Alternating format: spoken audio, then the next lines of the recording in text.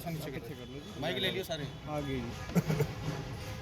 बताइए, जैसे लोकसभा चुनाव है और लोकसभा चुनाव को लेकर पार्टी की क्या तैयारियां हैं पूरे प्रदेश में? कांग्रेस पार्टी लोकसभा चुनाव के लिए बिल्कुल तैयार है। पूरे देश में, प्रदेश ही नहीं, मैं पूरे देश की बात करूंगा। पूरे देश में कांग्रेस पार्टी की स्क्रीनिंग कमेटियां बन चुकी हैं। वो स्क्रीनिंग कमेटीज अपने अपने जो उनको 5 क्लस्टर बनाए हैं, उन क्लस्टर्स के अंदर अलग अलग प्रदेशों में जाके प्रदेश के वहाँ की जो लोकल लीडरशिप है उनसे मिल चुके हैं और फीडबैक भी ले रहे हैं और हमारा सर्वे भी चल रहा है। मैं आपको विश्वास दिलाना चाहता हूँ, कांग्रेस पार्टी लोकसभा चुनाव के लिए बिल्कुल तैयार है। हमारा मैनिफेस्टो चल रहा है और इसी हफ्ते मुझे लगता है कि पूरी उम्मीद है इसी हफ्ते हम मैनिफेस्टो को आखिरी रूप दे देंगे, जिसको जल्दी ही घोषित भी कर दिया जाए। तो विधानसभा चुनाव अगर साथ होते हैं तो उसको लेकर पार्टी तैयार है जी लोकसभा के साथ? हरियाणा में अगर लोकसभा के साथ विधानसभा चुनाव भी होता है तो कांग्रेस पार्टी उसके लिए बिल्कुल तैयार है। हम उसका स्वागत करेंगे और मैं चुनौती देना चाहता हूँ मुख्यमंत्री श्री मनोहर लाल खट्टर जी को, जो कहते थे, मैं चुनौती देना चाहता हूँ भारत की सरकार को, जो कहते थे कि 1 नेशन 1 इलेक्शन होना चाहिए।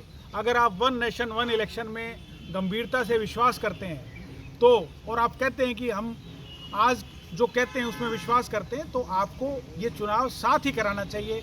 और मैं आपको आज बता रहा हूँ, हरियाणा के लोग लोकसभा के साथ विधानसभा चुनाव चाहते हैं। वो वेट कर रहे हैं कि ये सरकार जितनी जल्दी उसको रवाना किया जाए, जितनी जल्दी उसको पद से हटाया जाए, जितनी जल्दी कांग्रेस की सरकार बने। लोग काउंटडाउन शुरू हो चुका है, लोग वेट कर रहे हैं सरकार को। 400 पार का नारा जो बीजेपी दे रही है, क्या लगता है कि उसे एनडीए और इंडिया हो पाएगा? कर देंगे। मैं आपको बता रहा हूँ, देश के अंदर इंडिया की सरकार बनने जा रही है। जो ये 400 पार का नारा देते हैं, ये बिल्कुल आधारहीन नारा है।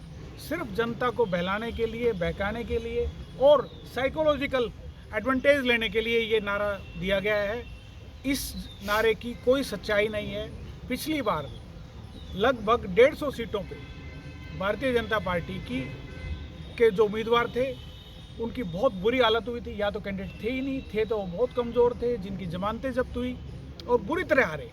तो ये जो 400 पार का जो नारा है बिल्कुल आधारहीन है। जो पहले एनडीए जो बहुत बड़ा गठबंधन था, आज उसके सारे के सारे जो दल हैं वो छिटक चुके हैं और जो भी दल लेके आ रहे हैं वो कोई ईडी के प्रेशर में, कोई इनकम टैक्स के प्रेशर में या कोई इस तरह के कोई ना कोई प्रलोभन दे के उनको लाने की कोशिश की जा रही है। लेकिन मैं भारत जोड़ो यात्रा में पूरा मैं साथ रहा हूँ और मैं उस विश्वास से कह रहा हूँ, पूरे देश में भारतीय जनता पार्टी के खिलाफ माहौल है और इंडिया का जो गठबंधन है बहुत मजबूत बनकर उभरेगा और बहुत हम जल्द ही आपको इसका जो धरातल पे जो स्थितियां हैं वो आपको दिखने भी लग रही है। ईवीएम एक बड़ा मुद्दा है जी, ईवीएम में जिस तरह गड़बड़ी का आरोप लग रहा है, तो कांग्रेस इसको लेकर क्या कर रही है? इंडिया जो पार्टीज हैं, हमारी मांग स्पष्ट है कि सारी जितने ईवीएम हैं, मेरी जो वोट है जिसको मैं डाल रहा हूँ, मुझे पता होना चाहिए कि मेरा वोट जिसको मैंने डाला उसको गया या नहीं गया। उसका इलाज एक ही है कि जो पर्ची निकले